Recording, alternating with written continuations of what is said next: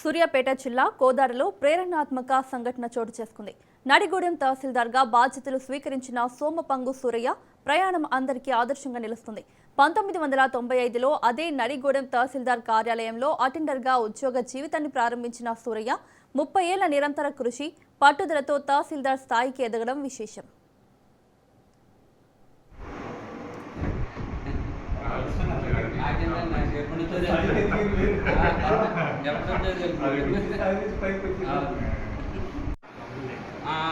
మొన్న అడిగినా నువ్వు ఈరోజు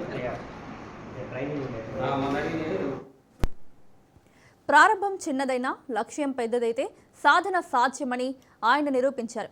ఉద్యోగంతో పాటు విద్యార్హతలను పెంపొందించుకుంటూ అంచెలంచెలుగా ఎదిగి చివరకు అదే కార్యాలయంలో తహసీల్దార్గా బాధ్యతలు స్వీకరించడం గర్వకారణమని స్థానికులు అభిప్రాయపడుతున్నారు. సూరయ్య విజయం యువతకు స్ఫూర్తిగా నిలుస్తుంది. ఆయనకు పలువురు ప్రజాప్రతినిధులు, అధికారులు, స్థానికులు అభినందనలు తెలిపారు.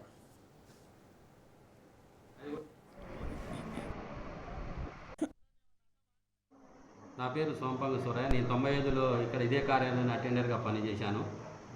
2026లోనే ఈ నెలలోనే నేను తహసీల్దార్గా బాధ్యతలు స్వీకరించడం జరిగినది. నేను మండల ప్రజలకు చాలా సుపరిచితుడిని. మండలంలోనే అందరూ ప్రజలు రెవెన్యూ సమస్యలపై వచ్చేవారికి వారి ప్రత్యేక దృష్టి సారించి వారి యొక్క సమస్యలను స్వతరమే పరిష్కరిస్తానని తెలియజేస్తూ, అట్లే ఈ అవకాశాన్ని కల్పించిన శ్రీయుత జిల్లా కలెక్టర్ గారికి, సూర్యాపేట గారికి నా ప్రత్యేక ధన్యవాదాలు తెలుపుకుంటూ తెలియజేస్తున్నాను.